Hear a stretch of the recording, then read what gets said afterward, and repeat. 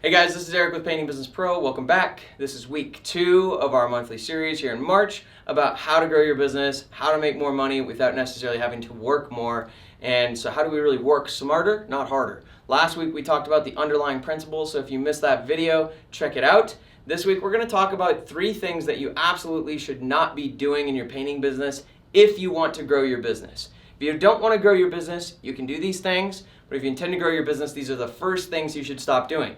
Now, if you are not doing these things already, okay, so if you're not doing multiple jobs, if you're already like, oh, I already don't do those things, don't pass by this video, because what I'm going to be giving you an example about is how to remove or eliminate the least valuable stuff from your schedule. So no matter where you are on your journey of building your business and getting rid of the least valuable stuff and replacing it with the most valuable, the principle is always going to be the same. We can either eliminate it, we can automate it, or we can delegate it. And that's how we're going to get rid of the things that are taking up our time so we can put more time into what makes us more money. So in this video, we're going to talk about why and how to get these things off your plate so you can fill your schedule with more valuable stuff. So the first thing is, and this is in no particular order, but the first thing I've down is paint store runs. All right, so look, if you're going to the paint store, you've got to stop doing that. Just stop going to the paint store. That's something that somebody else can do. And if you just think about it, what we want to look at is whatever I'm doing in the day, what I could pay somebody else to do is what I'm paying myself. All right, so if I could pay one of my painters, let's say it takes you an hour a day to do the paint store runs. So 1 hour a day times, I could probably pay one of my guys an extra $75 a week. I could probably give one of my guys a $1 raise or a $2 raise. So if he's working 40 hours a week, a $2 raise is $80. That's how much it's going to cost me a week. So 1 hour, that's times 5 times a week, is 5 hours times $80.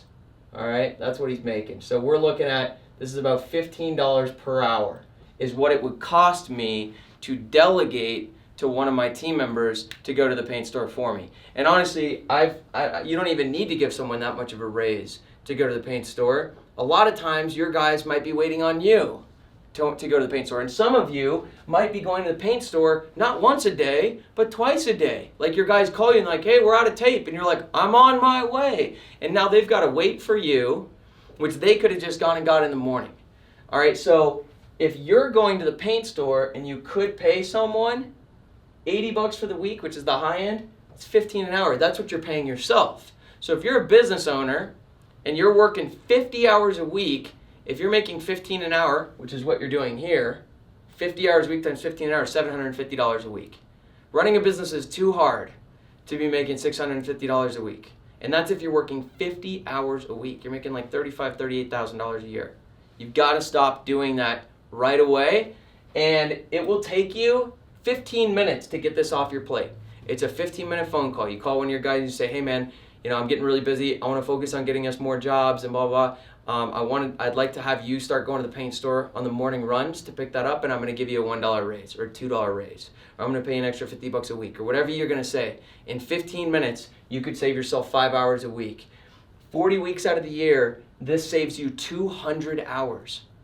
That is a ton of time for you to focus on things that grow your business. Number 2, multiple job site visits. All right? You should check in on your job sites. You should absolutely. You need to do quality control. You need to make sure you're delivering a great product. You need to make sure customers are happy. Nothing wrong with job site visits. But if you're having to go to the job site more than 1 time a day, then you aren't doing a good job training and empowering your team to run their own job site. So it's the same kind of thing that we can do here with the paint store runs. Give a foreman a little bit of a raise and say, hey, I'm not going to come to the job site as much. Can you guys hold it down? And maybe for the first week, you just drop in first thing in the morning to set the goals for the day, drop in at the end of the day, and you start training him to take that over for you so you can stop spending 10 hours a week on job sites and move that down to 5 hours a week and then move that down to 2 hours a week. So here, if you're going twice a day, it takes you the drive time plus being there plus driving back. This might be taking you 10 hours a week, and you should be able to get that down to like 2 to 3 hours a week, and eventually you could get that down to 0 hours a week once you train your foreman to do a really amazing job with your customers, and you can just talk to your customers on the phone. All right, so that's how we're going to get rid of this, and you don't even need to give someone a raise for that. People want responsibility. All right, so in 15 minutes, you could save yourself another 5 hours a week. So far in 30 minutes of work, we've saved 10 hours or so a week by getting rid of these two things. Now, the biggest one here is painting, okay? This one is something that people have a hard time getting rid of. So the bottom line is you could hire someone else to paint for 20 bucks an hour, maybe less. And if you're paying someone more, you're probably overpaying them. Or they're really, really fast. But let's just take an average. Let's say it's 20 an hour. And let's say you paint for 30 hours a week. That's $600 a week. All right, so what you could do with 30 hours is you could do, let's say, 5 estimates. 5 estimates. And you're going to book $5,000 in sales. All right, that's what you're going to sell when you do 5 estimates a week. So you're going to utilize some marketing services, referrals, so maybe there's a little bit of marketing in there too. So this here, these 10 estimates are going to take you 10 hours. Marketing is going to take you 5 hours. And then you've got another 15 hours to run your crew. Okay? Now, on $5,000 in sales, you should be able to make at least $1,500 in profit. Okay? This is just an example. You could do better than this. I know people who will do, you can set up marketing so that's 0. You could turn this 5 into 7, and on 7 you could sell 10K in sales, and in 15 hours a week you could run 2 crews. And if that were the case, you could make $3,000. That's what you can make if you allocate your time this way. $600 is what you make by allocating your time here. This alone, if we just look at the 1,500 example, is an extra $900 a week. Or, if we say we have 40 weeks for the painting season, that's $36,000 a year. And now you're not doing painting, now you're running your business. So if we look back to that sliding scale we made in video 1, painting is over here. Running your business, so marketing, sales, and production management, these skills are more valuable places to put your time than actually doing the painting. If painting was a more valuable place to put your time, there would be no one running a business. Painters would be the richest people in the painting industry if that was the best place to put your time. That's not the case. All right, so if you want to grow your business and you want to make more money, you've got to stop doing these 3 things. And it can be scary to get rid of the painting if you're doing painting and you're relying on that $600 a week as income.